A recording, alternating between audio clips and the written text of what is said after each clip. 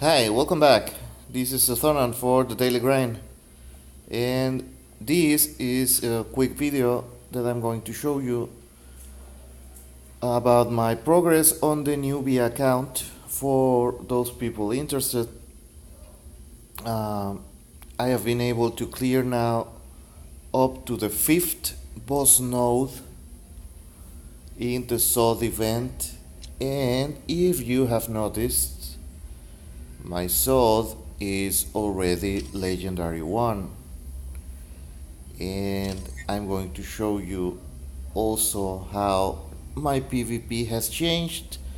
Not a whole lot, but I'm starting to get now user accounts, and one of the reasons I insist to you about upping your gears first.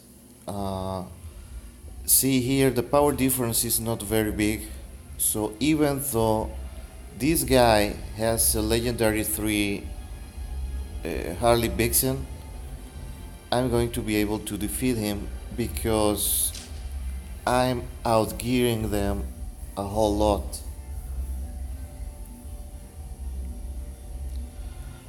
Also, if you are only going to be able to bring Soth to legendary 2, I would suggest that you take his passive and his first, because you want at least some utility out of Soth. If you take his buff is useful. The extended buff duration. Neighbors, dudes, neighbors who like to party. Apparently, because it's Sunday, that's a permit to set the stereo to high volume. Anyways, yes, if you're only going to take Soth to legendary 2, of course, if you take him legendary 1, you just take his passive, because you want him to be unable to miss. But if you take him L2,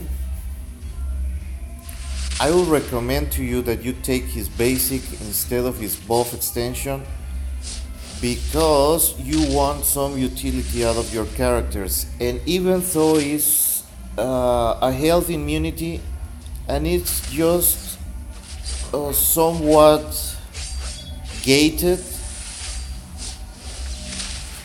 through a critical, it's on the basic. Added stuff on the basic move is important, especially if it's a heavy debuff like that. Health immunity is not easy to come by.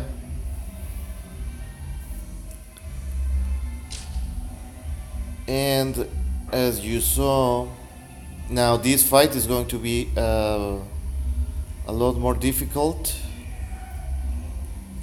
because the power differential is not very big. But if I say screw my alliance points and go for affinity advantage,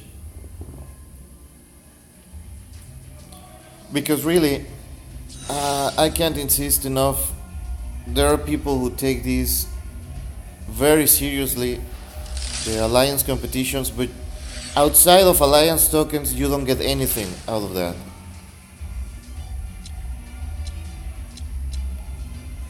So there's no point on trying to reach high points for your alliance.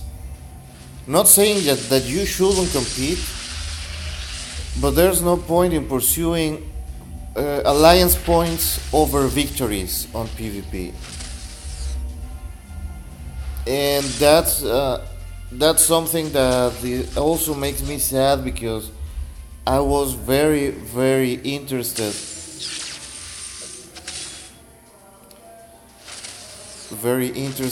in having some variety in PvP, and when the alliance stuff was introduced Many people thought I count myself among those people that the prices would be interesting enough that it will force people or it will entice people to actually try to fight using the the reward tunes, so we will have a more varied PvP experience.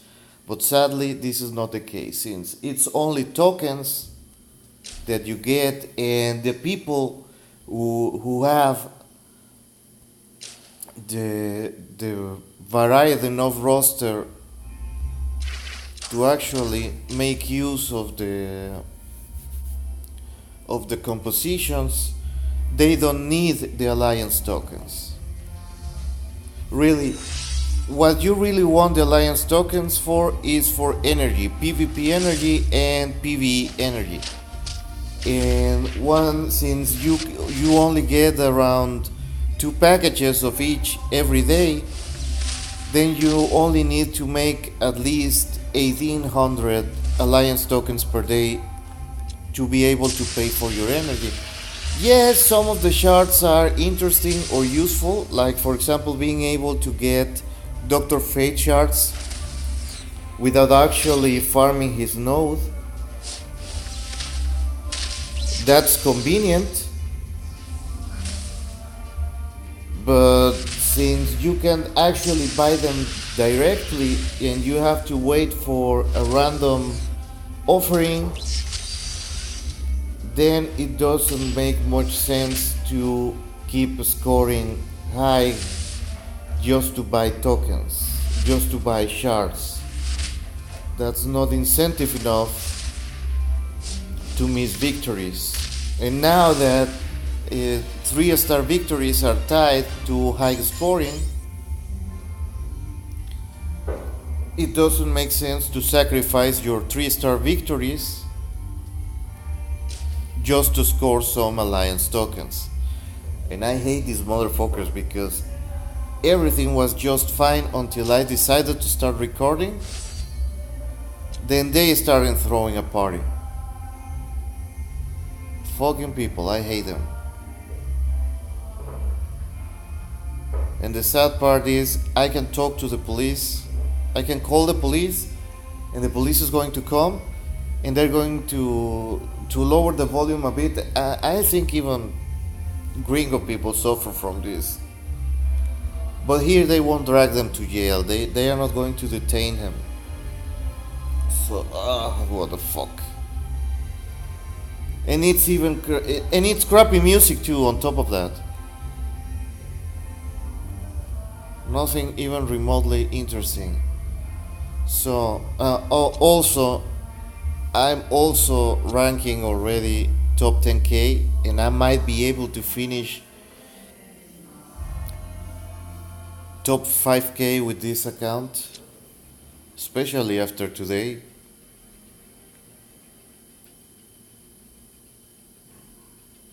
Because it's Saturday, I believe. So every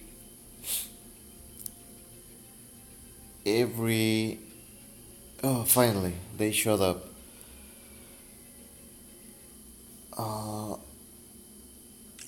Every material event is going to be available to me. So I'm going to look. Here is one. Oh god, they started again.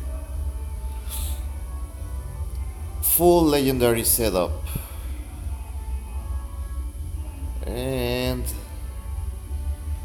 I'm going to have to ditch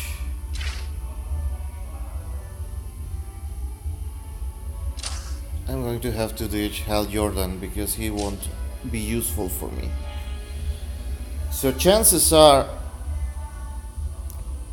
well, Jessica Cruz isn't the leader, so he doesn't have the leader skills evolved. Oh boy.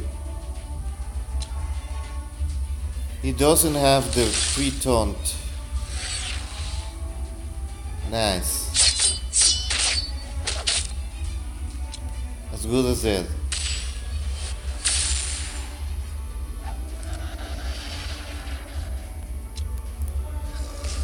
So, see, when you have your guys geared up for your level, legendary rank doesn't matter at all. Yes, you might lose a character here or there sometimes, but that's why you bring your healer, because at this point in the game, healing is a valid strategy.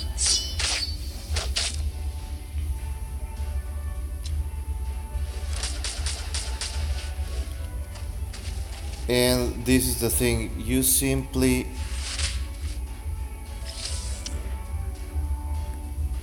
outdamage them so much. I have to get rid of Siren. You simply outdamage the enemy team so much, and you can take some punishment too, that it doesn't matter if they have super high legendary. You are just going to own them every time.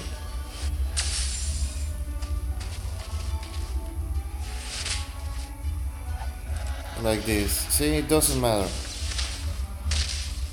He had higher legendary and outranked me a lot more. I only have legendary 1 character, that's Soth.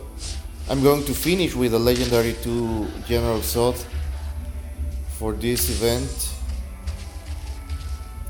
But that doesn't matter because my gear is going to keep me winning. And I'm really only going to run into trouble when I reach top 5k. But since I'm going to up all my characters gear to 8 tonight, then that won't be a trouble either. And here, Penguin can be such a pain in the ass.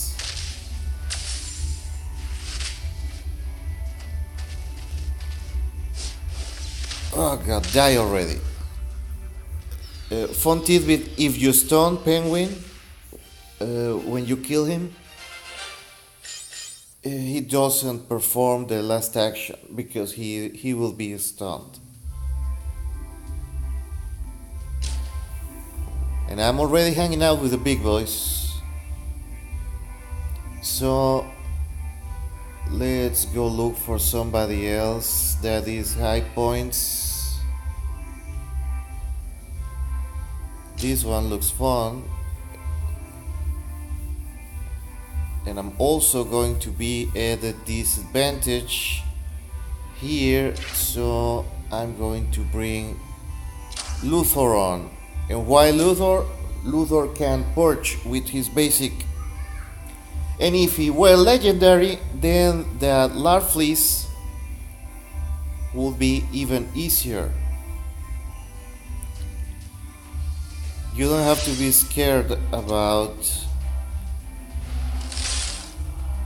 rare paywall enemies when you have your gears up.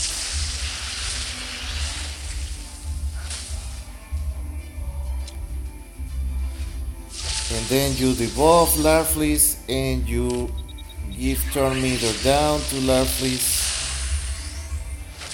And Larfleeze is not a problem if he is debuffed.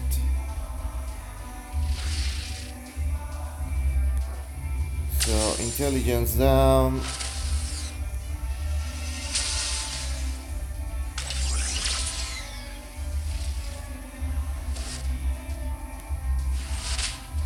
You keep him low, he's not a problem.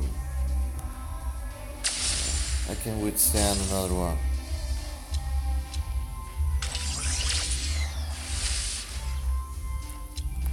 And Bizarro can kind of self-heal like that. Also, since I brought Satana, and Satana is useful at lower levels, she is not as useful at higher levels.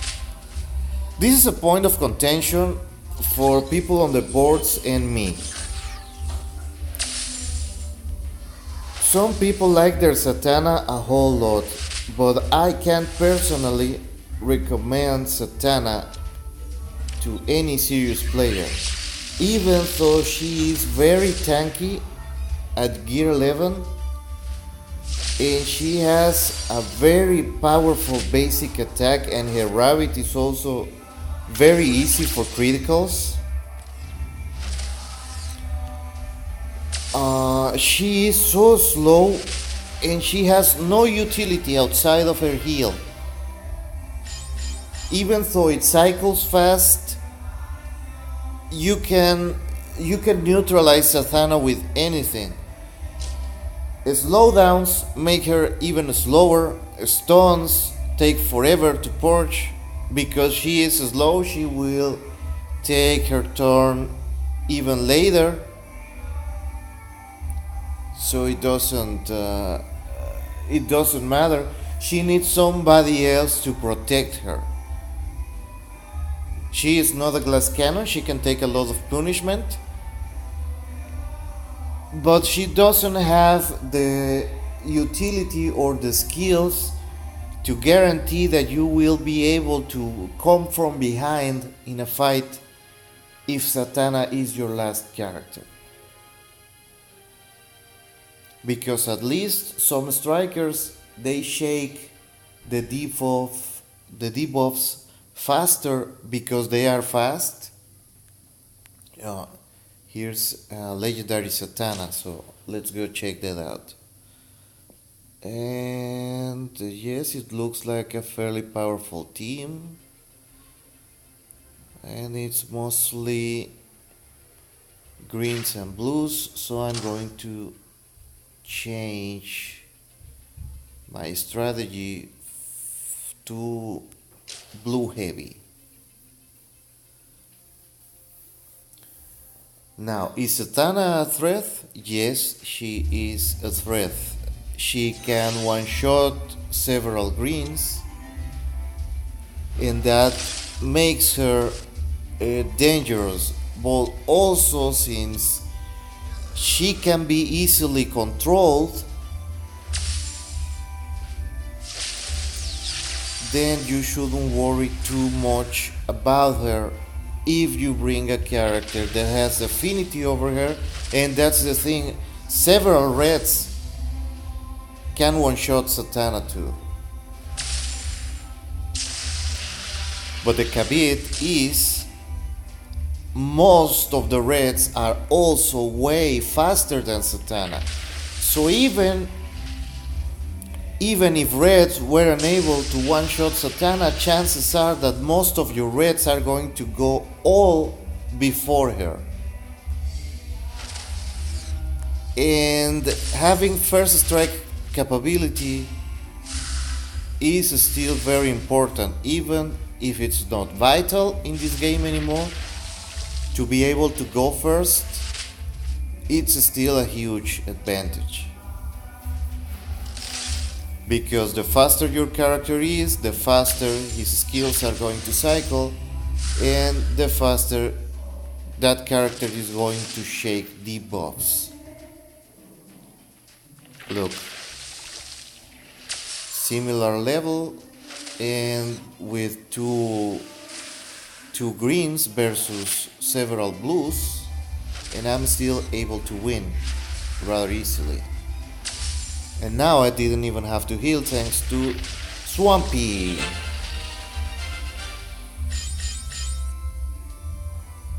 And that's the thing. My good lord, who listens to cumbia without throwing a party? You see, this is one misconception that every Latin American guy has to listen to tropical music. Well, guess what? I don't. I'm more of a metalhead. And yes, when you go to a party, you have to listen to this kind of music, but at least you're drunk and you're hopefully dancing with a wide hip, thick woman or guy if you're into that. So it's bearable. Now this is going to be a doozy. This is actually going to be difficult, not because they're high legendary, but because Red Robin has a ton of utility, and that's a legendary 3 Hal Jordans and leader, so I'm going to have to deal with shields, but I'm going to give it a try anyways.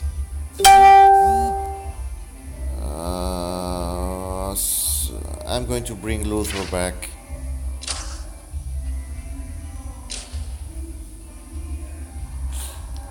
To at least get some meter control out of the damn thing.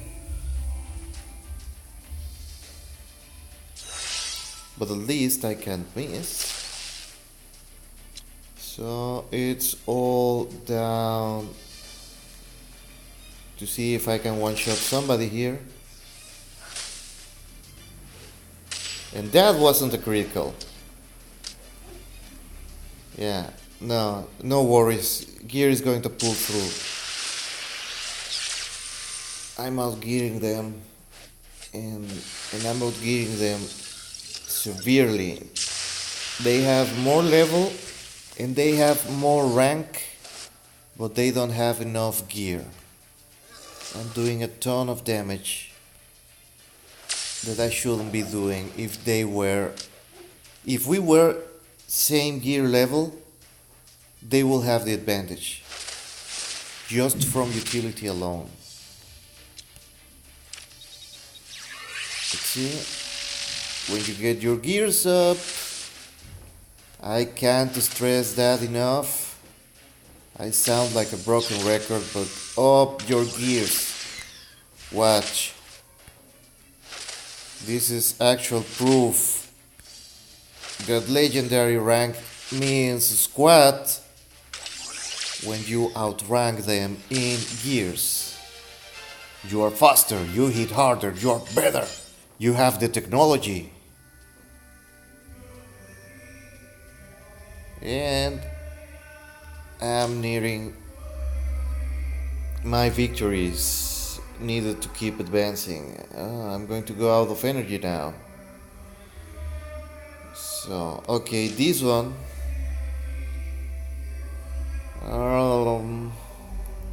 This one is going to be hard. Not super hard. But if you have a rank 5 Emerald Archer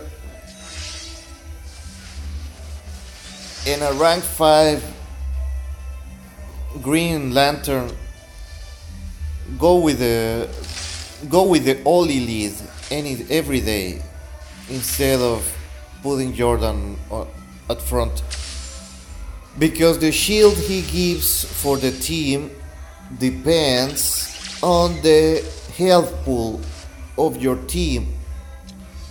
So he's not going to give that much shield to begin with, and it's going to be easy to strip it.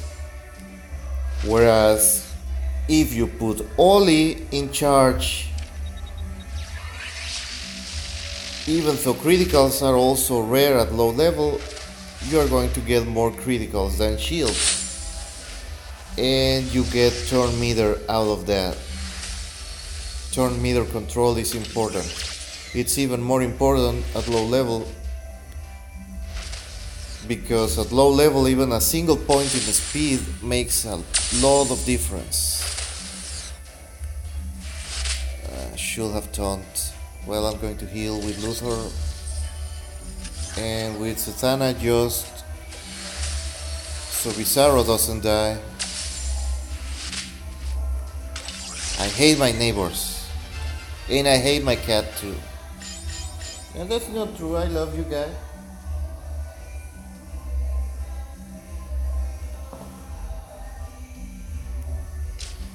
He's sleeping in my lap. On my lap. Well, that was another 10 points of PvP energy well spent, and I am now nearing my top 5k finish for a month old account. I already have legendary 1 character. I'm going to show you right now. I outscore my main account on PvP days by a whole lot. And I'm going to show you my general sword. Also, for people that didn't believe me that you could make level 50 within a month, and I haven't been playing this account properly. Sometimes I skip it. I just make the dailies and I don't bother with the legendaries because it starts eating into my main account time. Watch. One piece of gear 7 just to see if I messed up my red alerts, which by the way I haven't messed up yet. And I'm going to finish this event with a legendary 2 shot because there are still 60 shards available through logins.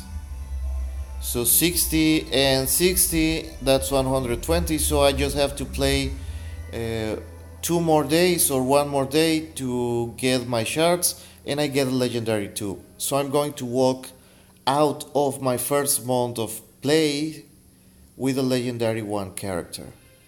I missed Donna Troy, but I'm going to get a legendary 2 General Sword. And I only got rank 4 Donna Troy. I could have gone to rank 5 with her, but I only got 1 week. So maybe if I had started during the first Donna Troy event week, I could have walked away with a legendary 1 Donna Troy. But since she kind of needs high legendary to be really useful, I decided to just play the second week, to start actually playing during the second week of the Donna Troy event, just to time it better. Now this account is already a month old. This is just the first day of the General Assault second week, and I already have a legendary 1 sword. And it wasn't this one, it's this one. My red alerts are still very doable. And the funny thing is I keep getting this team as an enemy, and I'm just owning it over and over and over. They all try to kill Sod, but they can't kill Sod. And instead, I just keep getting more and more HP, and sometimes I even one-shot Two-Face like that. Just, they hit for a pitiful damage now, but the infuriating part is they keep focusing on Sod, so I can get Sod to overheal properly. But hey, that means my other characters are getting some love, so I'm not in danger of losing any of my characters, because Swampy heals a bit, and when he needs a big heal, that's what Satana is for. And this is the secret for red alerts at every level. You have to get a team with high sustain, because if you're able to keep your characters to full health every round, then sooner or later they will start overhealing. And I'm just going to give him a bit of a push here,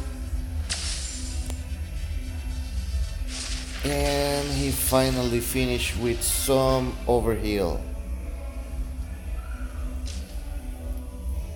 And again, as a low level, what you want is to be able to clear your red alerts consistently. Now, for the first time in 7 fights, I didn't get the two-face team. And it doesn't matter if people call you out on the teams you face. You have to look in red alerts. The other secret is to look for teams that you can beat easily, that won't be any trouble. So for example, now that I'm getting legendary characters in my red alerts, I have to start keeping away from Princess of Themyscira led teams. Don't do that. Don't go against Princess of Themyscira leads. So this one is the easiest. This is what I'm going to choose. And that was the thing that happened once I brought General Zod to Legendary 1 and you start ranking higher on PvP. Then you start facing teams with legendary characters on red alerts. But if you play your cards right, you are going to have no problem. That's why you bring a heavy sustain team to red alerts, because you want to be able to stay overhealed or overshielded. That's every character with overheal and shields for every round. Firestorm is very useful for red alerts in that regard, but sadly as a new player you will have to wait for a heroic challenge or maybe a sale, and you have to get at least a rank 2 Firestorm just so you are able to get shields without Hal Jordan lead. Hal Jordan as leader, you only need a rank 5 and he will be stacking shields every time you start a fight on red alerts. So any shields that remain, I'm going to pick this one again,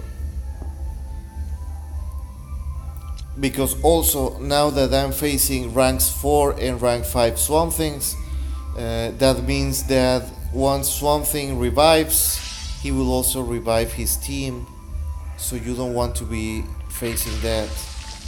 And eventually I'm going to start facing real teams with real Swamp Things. So let's control this situation like this. But really I just wanted to show you that when you have your gears and team set up right, red alerts are easy to finish every day, even if you don't have high legendary characters. You just have to keep your sustain team going and hope that the game won't throw a connection error, that there's something wrong and prepare to restart the fight, something like that. I don't recall what the message says.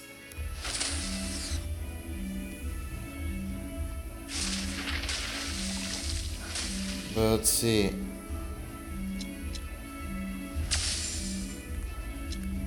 And since Zod puts intelligence down, that also helps to control certain blues so they don't do as much damage. It's just a matter of timing things right.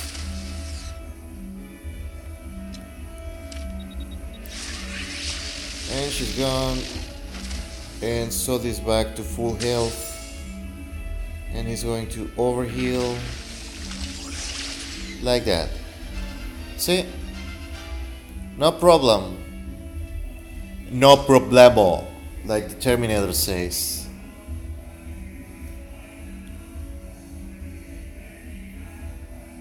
And Now I got easy teams, so I will finish that later, just to keep this video kind of short. It was going to be less than half an hour, but now that I showed you my real alerts, it's already over half an hour. So that will be everything for this. You can actually progress pretty fast in DC Legends if you play your cards right, and this account is testament to that.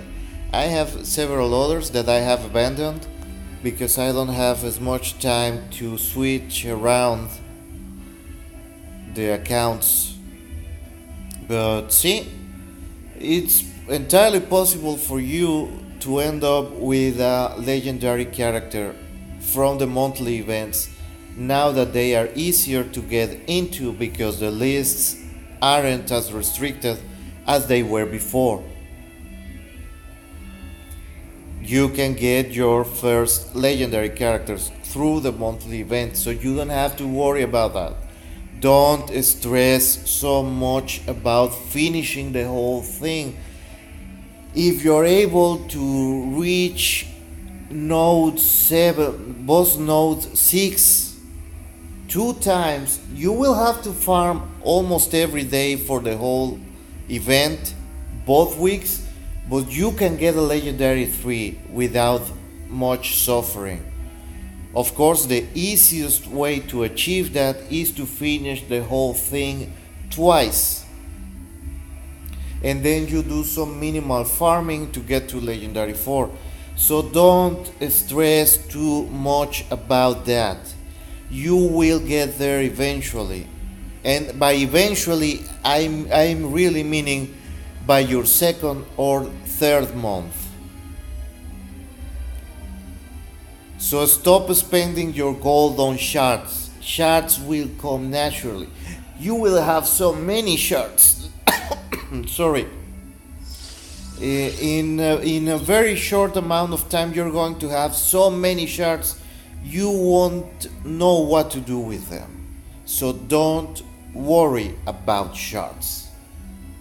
Anyway, that was for today because the neighbors look like they're going to party all day today. So I invite you to subscribe, leave a comment, leave feedback, leave a dislike if you feel like it. But stay tuned because there are many more things coming to this channel on DC Legends and DC Unchained, and maybe some other stuff if I find the time to play some other game that it's easy to get into. So with that said, I'm Sethonan here on the Daily Grind, and I say to you, hasta la vista, baby.